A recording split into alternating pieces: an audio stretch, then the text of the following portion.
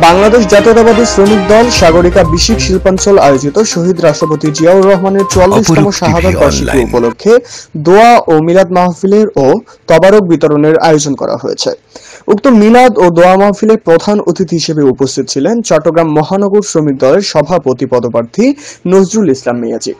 বিশেষ অতিথি হিসেবে উপস্থিত ছিলেন মোহাম্মদ খালেক, খুলশী থানা শ্রমিক দল নেতা মোহাম্মদ খালেক, বিশেষ অতিথি তরিকুল ইসলাম তারেক। অনুষ্ঠানে সভাপতিত্ব করেন শ্রমিক দল নেতা মোহাম্মদ সরওয়ার।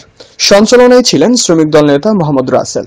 আর উপস্থিত ছিলেন মোহাম্মদ মাসুদ খান, মোহাম্মদ আনোয়ার, মোহাম্মদ ইউসুফ, মোহাম্মদ মামুন, মোহাম্মদ সোহেল সহ সাগরিকা বেসিক শিল্পাঞ্চলের শ্রমিক দলের নেতৃবৃন্দরা উপস্থিত ছিলেন। এ সময় বক্তারা শহীদ রাষ্ট্রপতি জিয়াউর রহমানের রুহের আত্মার মাগফিরাত কামনা করে দোয়া ও মুনাজাত করেন।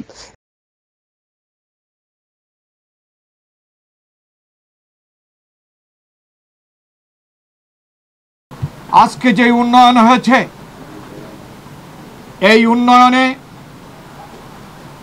শ্রমিকদেরকে পুনর্বাসন করে শ্রমিক দ্বারা এই দেশের উন্নয়ন সৃষ্টি করার যেই রূপরেখা এবং যেই ম্যাপ করেছিলেন, যে নকশা করেছিলেন, সেই নকশাই আজকে এই বিগত 15 বছর যে স্বৈরাচার হাসিনা ক্ষমতায় ছিলেন, সেই নকশা নকল করে তিনি বাংলাদেশের কিছু আংশিক উন্নয়ন করেছেন। সেই উন্নয়নের দাবিদার আমাদের মরহুম শহীদ প্রেসিডেন্ট জিয়াউর রহমান। আজকে ওনার জন্য আমরা এই শিল্প অঞ্চল করছেন, সে হলো আমাদের এখানকার নেতা সরওয়ার ভাই, আলমগীর ভাই, মামুন ভাই সহ এখানে আরো অসংখ্য শ্রমিক ভাইরা রয়েছেন। আজকে বৈরী আবহাওয়ার কারণে আমার শ্রমিক ভাইরা বেরিয়ে আসতে পারেন নাই। আসন্ন জুম্মার নামাজের পূর্বে এই আয়োজন আমরা সংক্ষিপ্ত করে ফেলেছি। আমার দিক নির্দেশনায় উদ্বোধন করে চলে যাব। বাদ জুম্মা এখানে এই শিল্প অঞ্চলের নেতা আলমগীর ভাই, সরওয়ার ভাই, মামুন ভাই সহ আরো অনেকে এখানে খাদ্য বিতরণ করবেন শ্রমিকদের মাঝে। আমি ওনাকে এই কাজের জন্য ধন্যবাদ জানাচ্ছি এবং আমি আমার অন্তরের অন্তঃস্থল থেকে তাকে দোয়া করছি, যিনি আমার এই সেই বাংলাদেশের এবং দোয়া ও মাহফিল করতে পারে। আল্লাহ তাদেরকে এই তৌফিক দেখ। আপনারা সবাই নামাজে এই দোয়াটুকু করবেন। আমি জিয়াউর রহমান নিয়ে কথা বলতে গেলে অনেক সময় যাবে। আমি শুধু একটি কথাই বলতে চাই, জিয়াউর রহমান একজন শ্রমিক বান্ধব রাষ্ট্রপতি ছিলেন। তার অসংখ্য প্রমাণ রয়েছেন, আর সেই প্রমাণাদি দলিল পত্র দিয়ে আমরা যাচাই বাছাই করতে গেলেই এই পৃথিবীতে সবচেয়ে শ্রমিক বান্ধব এবং শ্রমিককে পুনর্বাসন করার জন্য স্বপ্নদ্রষ্টা একজন প্রেসিডেন্ট ছিলেন। সেই প্রেসিডেন্ট হলো শহীদ রাষ্ট্রপতি জিয়াউর রহমান। ক্ষমতায় ছিলেন, ক্ষমতা থাকাকালীন অবস্থায় সারা বাংলাদেশে 71-এর যুদ্ধ বিধ্বস্ত বাংলাদেশের বেকার শ্রমিকদেরকে পুনর্বাসন করার জন্য, তের মুখে হাসি ফুটানোর জন্য এভাবে অক্লান্ত পরিশ্রম করেছেন। শ্রমিকদেরকে বিভিন্ন দেশে কর্মসংস্থানের ব্যবস্থা করার জন্য যিনি সারা বিশ্বে হাঁটি হাঁটি পাপা করে সকল রাষ্ট্রপ্রধানদের কাছে বাংলাদেশের যুদ্ধবিধ্বস্ত শ্রমিকদেরকে ওখানকার কর্মক্ষেত্র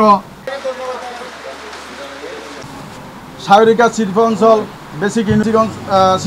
বেসিক ইউনিয়নকে ধন্যবাদ জানাচ্ছি। বাংলাদেশ জাতীয়তাবাদী শ্রমিক দল চট্টগ্রাম মহানগরের পক্ষ থেকে তারা এই একটি মহৎ উদ্যোগ আয়োজন করার জন্য। পাশাপাশি আজকে আমাদের দুইটা লক্ষ্য, একটা হচ্ছে মরহুম শহীদ প্রেসিডেন্ট জিয়াউর রহমানের রুহের মাগফিরাত কামনা করা এবং শহীদ প্রেসিডেন্ট জিয়াউর রহমান আমাদের জন্য যেই 19 দফা প্রণয়ন করেছিলেন এবং আমাদের জন্য যেই আদর্শ বাস্তবায়ন করার জন্য যে আদর্শ রেখে গেছেন তা বাস্তবায়ন করা এবং তার সেই 19 দফাকে সামনে নিয়ে আমাদের এই সোনার বাংলাকে সত্যিকার অর্থে সোনার বাংলায় রূপ দেওয়ার জন্য কাজ করা এবং তার যেই একটা গৌরব, আমরা সবসময় তার যে একটা বিষয় নিয়ে আমরা গৌরব করি, সেটা হলো তিনি যে ভাঙা সুটকেস রেখে গেছেন, এই জিনিসটাকে সামনে রেখে আমাদেরকে পথ চলতে হবে। 44তম উপলক্ষে আমরা মিলাদ এবং মাহফিলের আয়োজন করেছি। সাথে হয়তো আমরা যতটুকু করা উচিত তত করতে পারি নাই। মরহুম শহীদ প্রেসিডেন্ট জিয়া রহমানের 44তম শাহাদাত উপলক্ষে আমরা সাগরিকা শিল্প অঞ্চল পাহাড়তলী থানা চট্টগ্রাম মহানগরের উদ্যোগে আমরা একটা মিলাদুদ ওয়া মাহফিলের আয়োজন করেছি। এটা আমাদের মাঝে উপস্থিত আছে সভাপতি হিসেবে আমাদের চট্টগ্রামের অগ্রিম সভাপতি মোহাম্মদ নিয়াজি ভাই, এবং যে উদ্যোগে এখানে আসা এবং তারা যে মিলাদ ও দোয়ার আয়োজন করছে শহীদ জিয়া রহমানের আত্মার মাগফিরাতের জন্য, এতে আমরা সবাই একমত হয়ে এখানে সবাই আসা। আমরা এতটুকু আশাবাদী সবাই আমরা একতাবোধ মনে করে দলীয়ভাবে সবাই একজোট হিসাবে থাকবে। আপনাদের দৃষ্টি আকর্ষণ করে আমি কিছু বলতে চাই। কিছু ফেসিস্ট আমাদের ভিতরে লোক আছে, সেই লোকগুলোকে চিহ্নিত করে সবাই এড়িয়ে এড়িয়ে চলবে।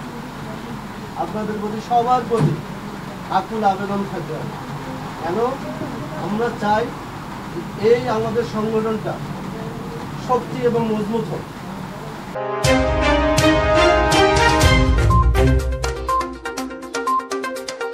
অপরূপ টিভি অনলাইন।